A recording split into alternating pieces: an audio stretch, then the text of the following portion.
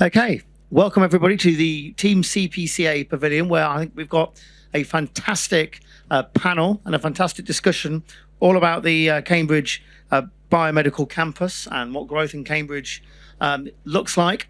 I think we've got a fantastic panel. We've got Paul Weston from Prologis. We've got Kathryn Chapman from Innovate Cambridge. And we've got Kristin from Cambridge University Health Partners. So, without further ado, I'm just going to, before I do a bit of an introduction, I thought, I'll do the introduction first, and then I'm going to ask each of the panelists to really just introduce themselves. So, Cambridge is one of the biggest, life science clusters in the world. We know that, with a mature, high-performing ecosystem. And our growth plan, the Cambridgeshire and Peterborough's growth plan, is expansion at the biomedical campus is key for that. It's part of our Global City Cambridge Opportunity Zone, and one of the key projects that will maintain Cambridge's competitiveness and drive progress towards tripling our regional economy by 2050. It already contributes, I think, something like 4.7 billion to the UK economy and employs 23,000 people. And its expansion is a key part of all of our plans. So look, we're very welcome to have you here today. I'm going to ask each of the panelists to introduce themselves, and I'll start with you, Paul. Thanks, Paul. Hi, good afternoon, everyone. I'm Paul Weston. I'm Regional Head for Prologis in the UK. Prologis is the world's largest commercial real estate investment trust. We've got around $250 billion of assets under management, and around 3% of global GDP goes through our buildings. So I think the message there is we have a deep, strong balance sheet. We've been active in the UK since 1998 and have around about $10 billion of assets under management. I think we've moved beyond the real estate in today's world. We're very much like to see ourselves as an enabler of growth and delivering that critical infrastructure that makes modern life work, whether that be logistics, advanced manufacturing, data centres, or today we're going to talk very much about the life science focus of our business, which leads us to CBC and our excitement about being able to help grow the campus and double the size of it. But I'm sure we're going to talk more about that shortly. Great. So, Kathryn, over to you. Hi, my name's Kathryn Chapman, and I lead an organisation called Innovate Cambridge. So Innovate Cambridge was set up about 4 years ago to look at the innovation strategy for the city of Cambridge. And so we do three things. We make sure that Cambridge is has all of the infrastructure, investment and talent it needs for the engine to be firing on all cylinders. We also strategically make sure that engine of growth benefits local community. And we also are looking at, well, how can we scale quickly? And we can scale quickly by working well in partnership, whether that be working in partnership with London, Manchester, Oxford, across Oxcam, just making sure that the UK is fully functional and connected. Great. And Kristin. Thank you. So my role at Cambridge University Health Partners is to think about how to make Cambridge and the region globally competitive for life science talent and investment. And as that, I think about all the enabling infrastructures, including the places we have, and we have many places around Cambridge. But one of the things actually that was realised back in 2019 was that the vision for the Cambridge Biomedical Campus was shortly to expire. There was a 2020 vision which took it to its first phase, and we needed a new vision. And so at that point, the current occupiers of the campus, so that is 3 NHS hospitals, AstraZeneca, the Laboratory of Molecular Biology, the University of Cambridge, came together with the landowners and the developers to create Vision 2050, to say, how do we keep the Cambridge Biomedical Campus the place where we can continue to discover breakthrough insights like DNA and the antibodies, translate them rapidly and lead human clinical trials, and then deliver fabulous healthcare and economic growth for our region. I'm really excited now with the continual investment from Prologis and working with the landowners to be able to see that vision fulfilled. And that's what it's good to talk about today. Great. Okay, so Paul, when we got together a little while ago, we did a bit of a head-to-head, didn't we? We had a bit of a debate about the Cambridge Biomedical Campus and your vision. It wasn't quite Smith and Jones, was it? No, it wasn't. From the day, but no, it was a good chat. Why don't you start by telling us why CBC and what are you doing? So I think, Kristin has already touched on it. I mean, CBC is a unique place in the UK and indeed Europe. The real opportunity is to make sure it stays on a global stage. And that's where the sort of 2050 vision comes in. We, as Prologis, have been investing in the scheme since 2020. We've got an existing phase and we've got about 250 million already invested there. But we've picked up the legacy from a company that we bought back in 2020. And our challenge now is how we sort of start to move forward through the current phase and then into the other phases. And the opportunity really is to create a doubling of the campus, another 2.4 million square feet of life science space, of much needed amenity, hotels, nurseries, the need for affordable housing. There's a huge range of things that the campus really needs to survive into the future and really become this world-class location that can compete with the likes of Beijing and Boston. Because what is there at Cambridge in terms of the teaching hospital, in terms of Adam Brooks, Papworth, MRC, more Nobel Prize winners than pretty much anywhere I've ever been to in my life. It is more than France. Dramatic. The whole of France in one building. There you go. So yeah, that opportunity to take this and to grow is it's a challenge, but it's also a privilege for us as well. Great. Okay, so Kathryn, I just thought, what do you think this £3 billion expansion of CBC? What do you think this means for business confidence and some of the work that you're doing in Cambridge? Yeah, I mean, it's a huge flag for business confidence. I mean, it's really important in the sense that right now what we're trying to do is grow and scale companies. So we need a really good balance of startup companies, scale-up companies, global headquarters. We need the bench-to-bedside model that is entirely in Cambridge Biomedical campus. And I think having the £3 billion investment is a huge vote of confidence that Cambridge is the place to do it. I mean, we talk about the Oxcam corridor and Lord Valence and government backing Oxford and Cambridge and other areas in between. That's the big bet. And I think the £3 billion here is the bet on the biomedical campus. And the fact that it's in Cambridge is fantastic. I mean, basically around the world, other countries are trying to build places like Cambridge Biomedical Campus that we already have. You know, we already have all the components there. So a huge vote of confidence.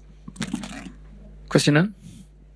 Yes, and I think it's also the vote of confidence the government's shown. I mean, many of you will have heard the announcement last week of the station opening very soon, and that's really key because at the moment, with CBC Limited represents the occupiers on the campus and their number one concern, and what we hear from them and how you get people there. And that is going to be, I mean, that was invested in with the guided busway originally, but it's going to be totally unlocked. I mean, the excitement is palpable in terms of we know that people want to travel from a long way. We've done the catchment area for jobs. Now, this is a place where people can come for jobs in all sort of sectors, from healthcare to maintenance to technical sides. And the campus opening with the government's investment in that is another real opportunity that's going to unlock the future development. And Paul, you and I talked about this last week or the week before last about the opportunity that you can see as the mayor to bring people in from so much more further afield to have the opportunity to develop their skills and really add to the biomedical, community as well. Yeah, we'll have a small thing called Cambridge South opening next month, don't we? Yeah. So, but successful development like this, it scarcely really happens without strong relationships. I confidently think strong relationships are what makes the world go round. Okay, and that's strong relationships between, both the public and the private sector. Between academia, that's the ecosystem we've got here. Academia, the public sector, and industry. So, what do you think? I mean, I'll start with you, Kristin. And what do you think a truly effective partnership looks like in, the future vision of the Cambridge Biomedical Campus? Is it more of the same? I think one thing that just has to be called out is that the fragmented nature of the biomedical campus to this point has meant that actually it's not necessarily fulfilled on its promises all the time, and it does have some infrastructure deficits, and it is hard to think of it as a whole place. So actually having one strong partner across the landowner develop it, I think should help with that. but actually it does need all of those people to come together. That's what CBC Limited was originally formed and set up to do. That's why it was set up as a legal entity, to try and bring some of that cohesion to it. I think there's a united thought around that Vision 2050 to deliver that. And so I'm hopeful, but it's not without its challenges delivering such a complex site. And that's also, I mean, as you know, and we've had this conversation at the political sites, I mean, we've got multiple layers of we've got a shared planning, but I remember when I was trying to make it a life science opportunity zone, the number of different parties one had to align to try and do that. And so the importance in maybe the mayoral authority of bringing all that together to fulfill its potential, transport, the talent, the training, the planning, the infrastructure. Yeah, well, I think that often has been one of our sort of challenges. I mean, if you want to talk to Cambridgeshire and Peterborough, who do you call, right? You've got South Cambridgeshire District Council, you've got Cambridgeshire City Council, you've got the County Council, you've got the GCP, you've got the Combined Authority, and now you've got a growth company. So there's, it's all been a bit of a challenge. But I think, look, some of the local government reorganisation, I think, will solve some of those challenges, okay, for a start. But also, secondly, I think for the first time ever, I think you've got national government in terms of, you know, a Labour national government, you've got a predominantly Liberal Democrat local government, and you've also got a Conservative mayor, you know, or in terms of regional government, all focused on, I think, the vision about how we expand. But I don't know about you, Kathryn, what do you think effective partnership looks like in terms of the CBC and some of the things you do? Yeah, I mean, so I think Cambridge as a whole, one of the things that gives Cambridge its edge is its ability to partner and its ability to collaborate. And everywhere you look, it's about collaboration and relationships. And I think Innovate Cambridge similarly, but one that I would really point to is, make no mistake, Cambridge is in a different place because AstraZeneca came to Cambridge, and the partnership and the fact that that's embedded in everything they do when they came to Cambridge has made a huge difference to our ecosystem. So that's over 100 research partnerships with the university, PhD students, a STEM lab. I mean, it's just fantastic. Football club, support for local concerts. So, you know, that is exactly the type of partnership that I think demonstrates an effective partnership in Cambridge. And, you know, Paul, it's already the largest employment site in Cambridge with over 23,000 employees. I think I read somewhere, here in fact, a CBC growth will create a further 20,000 jobs over the next 10 years. Do you think that's really doable? Look, it will take time. I mean, the life science industry that has not been without its challenges over the last few years, but I think we're all certainly seeing some more positivity in that sector. But certainly, you know, talking to my team, the AstraZeneca thing came a bit out of nowhere. You know, they suddenly had this desire to really change and make a step change in the way that they worked. And Cambridge was the place for that to happen, particularly in terms of how they reached into the university, into the whole ecosystem and so on. And chatting to AstraZeneca, they would love another version of them to come to the park, and that is the challenge for us as a group. And this is where the partnership thing really comes in. You know, we can provide the real estate however that shapes. We can all help work as to what that amenity might be, the placemaking, and so on. But where we're going to win in Cambridge is pulling everybody together to hook that big fish, hook the next big business that can come. We've got plenty of NHS related activity at the site. What we need is that next range or that next bit of commercial, and if we can get that really will turbocharge what's going on. And I mean, one of the challenges that we all face in Cambridge is around infrastructure. And look, there are challenges with water, there are challenges we've got a Southern Access Road to build, we've got to get CSET sorted and how that's going to work. We are fundamentally on the edge of a medieval city, and we need to make it work in public transport terms so we can get everybody there as well. So there's a number of challenges, and that's where the partnership bit comes in. We definitely aren't perfect. We haven't got it right at times, but there's a really great opportunity for us all to sort of take a step back, look at what's not necessarily focus too much on what's gone before, but really focus on what this becomes. And I think the conversations we've been having recently show that the demand is out there. the other investment that maybe passed slightly under the radar was Danaher buying into Abcam, buying into Cytiva, Danaher, one of the global life science companies. They then bought their building and the underlying thing in there. And I was talking to their founder, Mitch Rales, just last night, actually, and he is determined to grow their businesses here in the UK and saw that investment in Cambridge as absolutely fundamental. So, and I have people come to the campus every day, A, to learn and try and copy in other places, but B, saying actually what you have here is unique in terms of the mix, is unique in terms of the level of existing collaborations and how open the hospitals, AZ and the university are to form partnerships, unique in the access to data and tissue that is facilitated, which is going to power the AI research that's happening down the road, and all those AIs plowing into health down at King's Cross now. They need access to the data, the tissue, and the patients that we've got on the campus, but also unique in its ability to expand.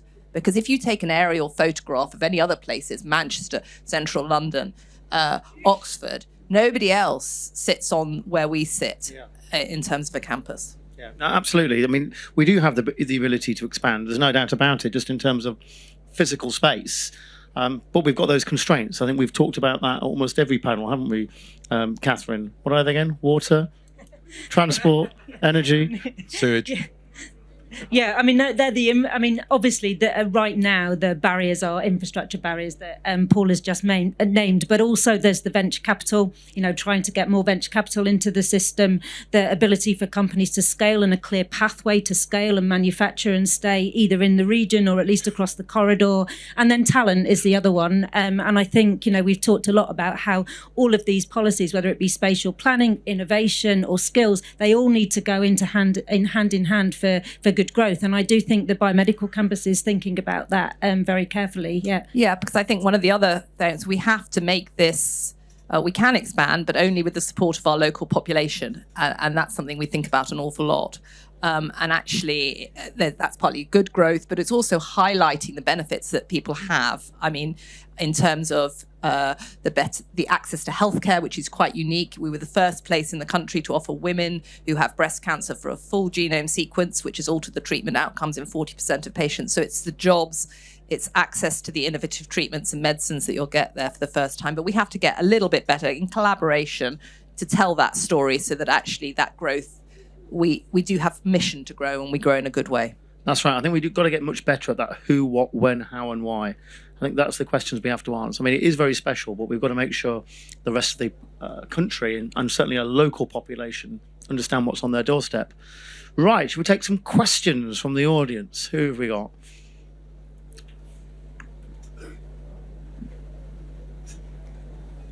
Gentleman down here. Yeah, we can share. Businesses that I speak to, two examples. One is it's at one end of the Oxcam corridor. And on the Oxford side, they've made amazing breakthroughs on rare earth materials, making them in beakers. I mean, it's mind-blowing in terms of development. Their biggest problem, getting an extra few vents for industrial venting. They are now very seriously considering moving to Boston because they'll have to wait a year for planning permission. Well, right. They have looked across the UK. They need 6 industrial vents. It's very specific. It's more than any purpose-built facility already has. Second example, Haverhill. So the other side of the Oxford campus, similar business.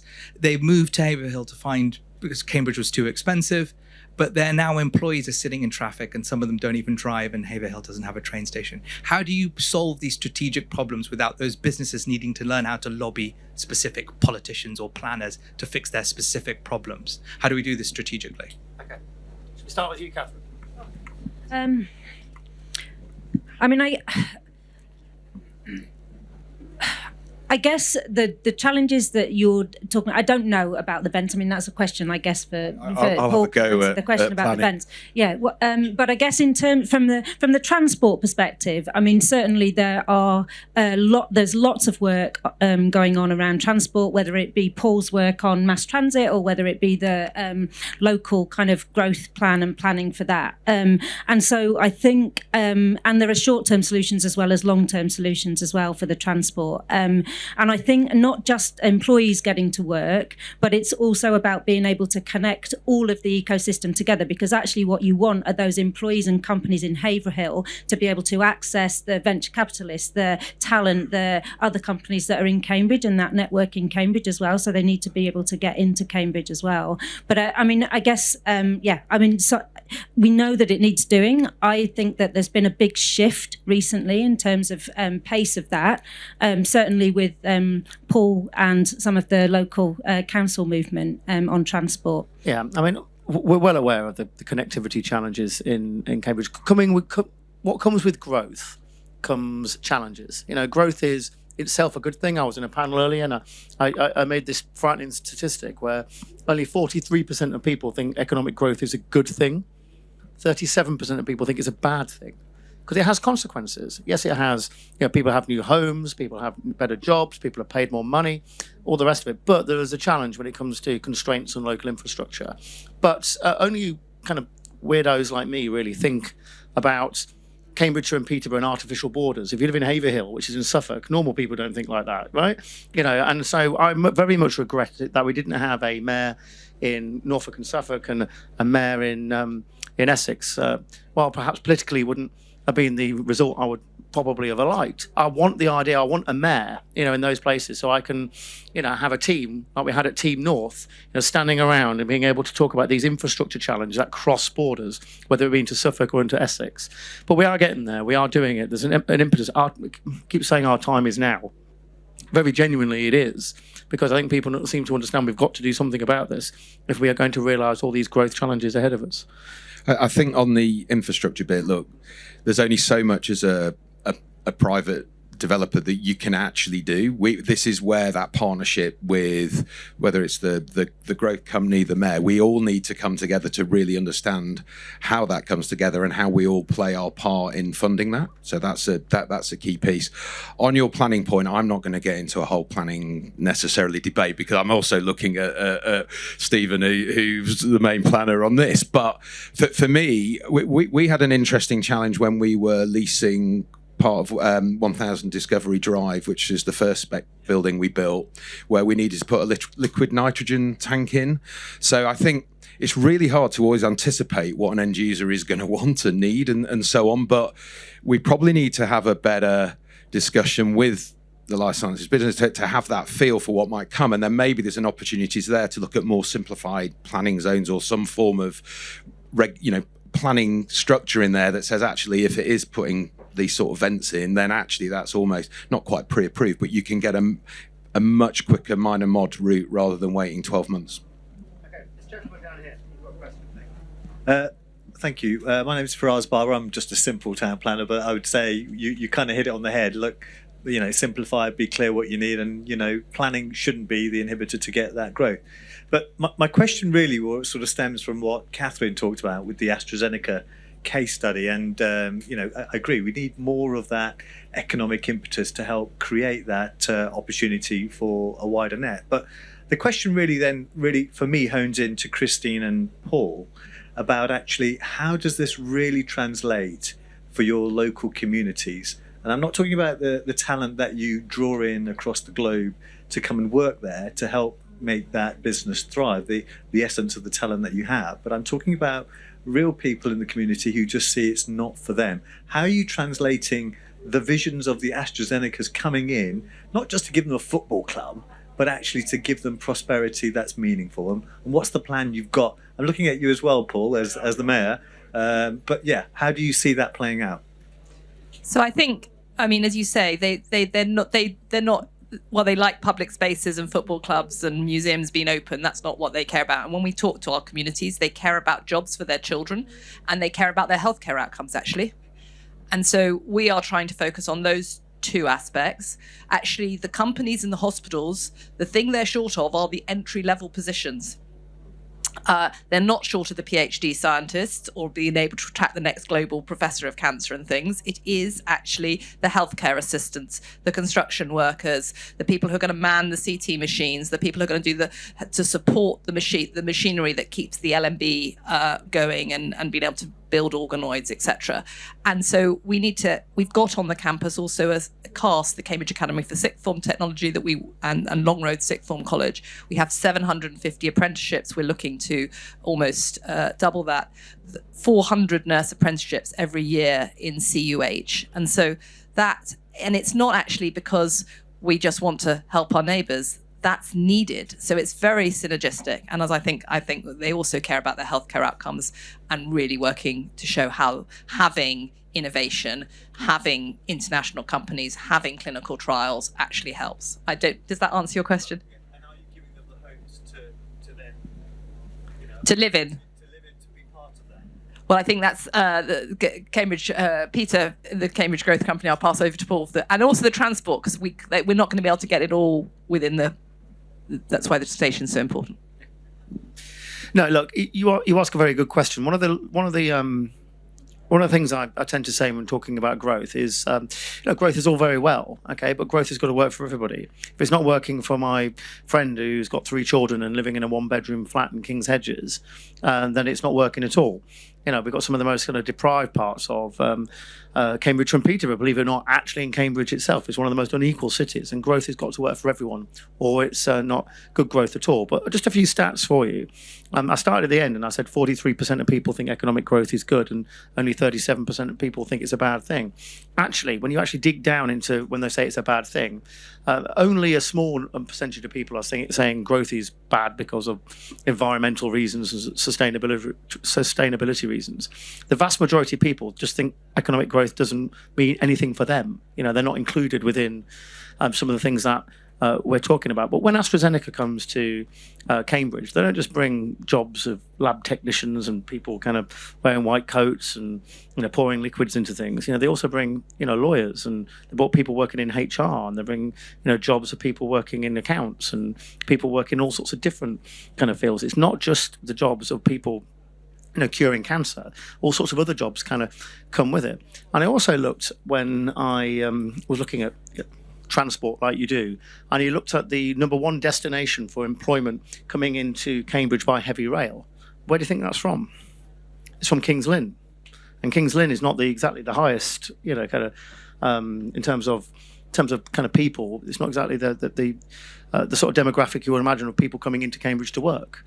And so lots of people living there, working in hospitality, working in retail, or working in all sorts of other things. It takes a whole range of people to make an ecosystem work, not just people curing cancer, So there's all sorts of things going on. And you're absolutely right to talk about that. It's really, really important. Yeah, and part of our vision for the expansion involves the skills centre as well. Again, we all need to come together to work out what that can be and how that can become. But we've had a very successful skills programme at our big inland port at Durft in Daventry. So we'd love to try to replicate that into other sectors as well. But also we have a £4 million action fund that we're committed to try to keep that evergreen as well, to sort of get to more community related involvement as well. So we want to make sure we're covering those bases. And I don't know, Kathryn, if you want to say something. I remember the Innovate Cambridge conference that you had, that you held. Sorry, I think a lot of the focus there was on sustainable growth, wasn't it? Yeah, absolutely. I mean, I think 2 things. I mean, one thing to say about the talent, and I know I was talking to you last night, Paul, about the coding academy. And so basically, if we're thinking about skills now, what skills do the next generation need? They need coding, whether they're going into technical jobs and construction jobs, or whether they're going into scientific jobs. So that's really important. And then I think the other thing about talent actually in Cambridge is the innovation skills, because actually you go into places like North Cambridge Academy and those young people don't know what innovation is, so they can't really engage. They don't know the careers pathways. And again, things like the included pathway in Cambridge, which takes a lifetime approach to how you work in the innovation economy, is really, really important. And then when we talk about sustainable growth, certainly we've got metrics and targets in Cambridge to be the most sustainable economy, and some of that is around thinking about, we've got a really exciting climate tech innovation cluster in Cambridge. So in the same way as we're thinking, how do we deploy our health innovations in the biomedical campus, we're also thinking, well, how do we also deploy our climate tech innovations first in the region before they're then marketed globally? So again, it's basically bringing all of that together, but the aligned mission is sustainable growth that benefits community. Great. Let's have a few more questions. Ed. Thanks very much. Ed Watson from the Biomedical Campus. I'm particularly interested to reflect a bit on history and then think about what it's telling us for the future. So the first building on the Biomedical Campus was Adam Brooks Hospital, and along with the lab of molecular biology in the car park, as I understand it, before my time. But I was just really interested to hear how important the rebuilding of a new acute hospital for Cambridge and the rebuilding of Adam Brooks on the campus would be. Kristin. Oh, thank you for the question. It comes back, it can build on this. This is what, when we talk to our neighbours, they ask about. They say, how can you have the shiny buildings over there that are going up and our healthcare A&E is still built for 80,000 people? So that it builds exactly on that. So I think it's imperative. And it's also imperative for the companies that I talk to who come and say, as we were talking about, hang on a minute, I don't want to put my global shining headquarters next to that. So we have to find a way. I've been talking to National Wealth Fund. I think we can be creative about this. We've been very creative about how we're developing 2 new hospitals that are starting to be built, the Cambridge Cancer Hospital and the Cambridge Children's Hospital. Children's Hospital, first hospital in the country to unite mental and physical children's healthcare. I don't know if anybody knew that previously, if you had, say, an anorexia or something, you'd be in a mental health, you can't get your physical health treated. So really exciting. It's going to be genetically, children are going to be sequenced, going to focus on prevention. And that's been a partnership between different hospitals and the university. The cancer hospital we're building is a partnership with AZ, going back to AZ. They're taking a whole floor of it. So I think it's absolutely essential to rebuild the acute, recognizing that we're going to have to be creative. Any ideas in the room around that, or anybody who wants to be part of that journey? How do we deliver a purpose fit for the future acute facility in a modern way that aligns for industry and discovery sciences? Yeah, I was going to take your question about the future just one step further, because I know that at the Biomedical Campus, if the UK wants to stay competitive, we need to be quicker at adopting the technologies. And one of those technologies that we need to be quicker at adopting is AI. So I think the future of the Biomedical Campus, and Kristin Ann's been working really hard on this, is to be the first biomedical campus to fully adopt AI. And that means AI across admin and operations, AI in diagnostics, AI in drug discovery, AI in clinical trials. And actually, we've got a real competitive advantage there for the future of the campus.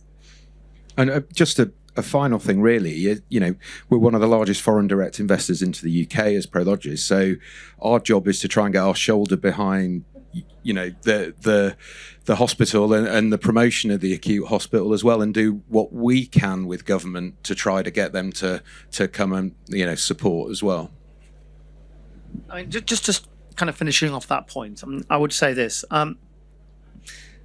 you are right that the hospital needs to cater for an ever-increasing population. I remember someone saying to me when we talked about growth, and I said, well, if you kind of put on a few more bus routes and you solve some of the congestion and build a new A&E, I think everyone will be happy with the growth. And I was like, well, I think it's a little bit more complicated than that. But then when you sit back and you say, is it?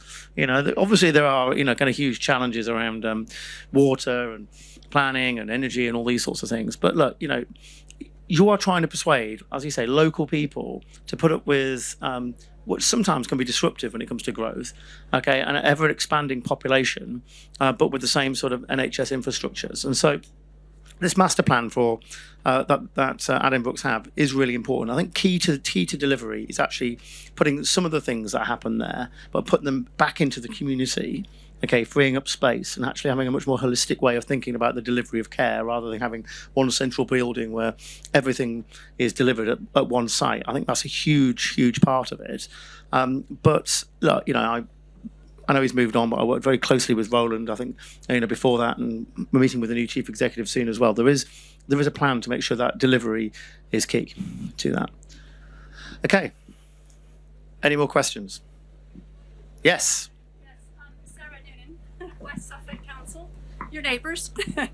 I just wanted to ask about, I know we've got the mass rapid transit session tomorrow, but will we see the same level of innovation with mass transit that we're seeing in other areas of Cambridge? You know, something truly innovative to get everywhere from Greater Cambridge, including Suffolk, including parts of Bedfordshire, into the town to access all the opportunities. We're very excited about East West Rail. We're very excited about Cambridge South. But we would like to see, after CSETs is done, what is the big new shiny thing, which I hope we'll get a trailer for tomorrow. Okay. All right. Well, I'll just give you my sort of thoughts before I kind of move on to the rest of the panel, and you'll be very pleased that you're not the only person who asked that question. You know, Nick Timothy kind of rang me up, and asked me that question as well. So look, where we are at the moment, we have commissioned, with the government paying for it, which is excellent, a commission and outline business case for MRT, and then we'll go towards a full business case. And I'm not ideological about what that looks like. I've got a feeling I know what it's going to be because it works in many other cities across the world. I think we've not invented matter transportation yet, and I think light rail is got to be part of the solution. But I think it will be multimodal, okay, and whatever kind of solution that comes. And look, these are difficult things to deliver. But I look at Manchester, I look at the Combined Authority in Manchester, and I saw when I said to Andy. And Peter Cushion, who's my light rail commissioner, I don't know if he's in the room somewhere. There he is. And when we talked a little bit about how that was delivered, a lot of it was delivered on the back of all the authorities in Manchester, even if they weren't directly benefiting just yet from that MRT. We're talking about the Rochdales and the Wigans of the world. But they all kind of put their shoulder to the wheel. All backed it, or used their borrowing capacity a lot of the time to pay for some of it, at least some of it, and all backed it as a vision. I think we're close to a system where, I'm not suggesting we're going to be using the collective borrowing power of every council in my area, but what we've got for the first time is, I think, a degree of the beginning of some unanimity of the way to go. And I think the key is to start to build something, and once you build something, then other things spin from it. And rather than, we don't want the perfect to be the enemy of the good, in the sense that we, just because it doesn't tick, cross every T and dot every I, that we don't begin. And we've got to start somewhere. And I think once we start somewhere, you'll begin to see those opportunities of expansion. Who knows, out to Wellcome Genome Campus, or out towards Haverhill or wherever. And you begin to find, because a lot of the people who work on the biomedical campus, let's be honest, come from Haverhill. And that's one of the challenges around the A1327 and congestion and all of it. So I think once you build something, other things will ultimately spin from it. And look, as an investor, we just want some certainty that we know this is going to be delivered, whatever it is, and when it's going to be delivered, because we can do all we can in terms of going through the local plan, getting planning permission, getting simplified planning zones, whatever that may be, but we need the infrastructure to help join all the dots and make it work. Kristin? First of all, I just wanted to also thank West Suffolk. We're working very closely with West Suffolk College on a whole new apprenticeship scheme on the campus, which is brilliant, and actually creating those links. So I think that just illustrates why you're so focused on the transport. I think it's really exciting that you're creating an exciting vision for the future, because we've also heard that we need to start anticipating the bottlenecks and the thing. But it also, the last thing I'd say though, it's really important. We've got transport issues on the campus right now. And so I think one of the things is, how do we deliver short-term transport solutions while walking towards the long-term answers as well? And how do we integrate the plans that are already moving forward into something that can produce that long-term vision but doesn't hold up delivery in the short term? Kathryn? No, okay, nothing to add on that. Okay, any more questions?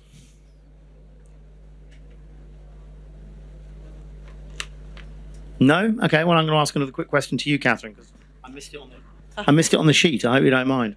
But look, our region has been pretty good, at probably the best anywhere in the UK at the moment, in terms of showing innovation turn into real, tangible results. Okay, in real time and real life, kind of meaning. How do you think the expansion of CBC can add to that? Basically, my kind of mantra when coming to Reef was bold innovation, resilient community. And I think the growth of the biomedical campus fits exactly into that. I mean, the biomedical campus is a true example of how, I said before, bench to bedside. The companies are spinning out of the LMB. They are growing and scaling on the campus, and then they're staying and doing clinical trials on the campus. And as we grow, not only will we be able to provide jobs to local community, but again, we'll be able to attract more global talent because there will be critical mass, and it's worth them coming because it's less risky to come into Cambridge. So absolutely, without a shadow of a doubt, the biomedical campus is a critical part of Cambridge's future and growth. Paul? And one of the challenges facing the campus at the moment, and this is one that CBC, I know, Limited are championing, is around incubator space and how we can get that step on space as well.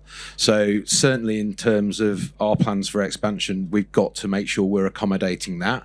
Challenge from a real estate perspective is, though, that really needs some public support in terms of public sector money, because in terms of a real estate offer, it's very hard to make those sort of things viable. So that's again where we can come together on that. Yeah, Kathryn. I just wanted to comment on that because actually there is some space on the campus at the minute that has led to at least 30 companies coming out of the university and elsewhere. And in fact, it was funded by the combined authority pool. So basically the Milner Therapeutics Institute already on the campus is an incubator space for those types of companies that are funded by Cambridge Innovation Capital and then go on to grow and take space around the region. So it is a true public-private partnership that enables that to happen. And what about your relationship with other local, I mean, I'll ask Paul first, but what the relationship with other local science parks like Baberham and Granter, who may have some of those, incubator spaces and smaller companies there? Well, Kathryn taught me a lot about this a few weeks ago, that there's different areas of expertise in different areas. So I think the ideal would be to have an incubator at every one. So the Milner, I guess, is pretty much at capacity in terms of what it can do. So that is the challenge to grow that further. And then if you have this network, it's the virtuous circle. You're not asking for more public money, are we? No. Kristin, sorry. I think companies are very slick. They go where they need to be. And if you're growing a very small biotech, then actually the Baberham campus is wonderful. And actually, we've just seen Trimtech come out of the Milner and move to the Baberham. If you're going to work on large-scale data processing, HDRS is setting up at the Genome campus. So I think people will go, and there's to different places. If you want to work with patients, collaborate with the university and the hospital. But what I would say is that, and I hear this from entrepreneurs in residence, investors who come, whenever they come, they go, actually, this is still untapped. There are still people sitting on ideas, more people to spin out. The Milner's full.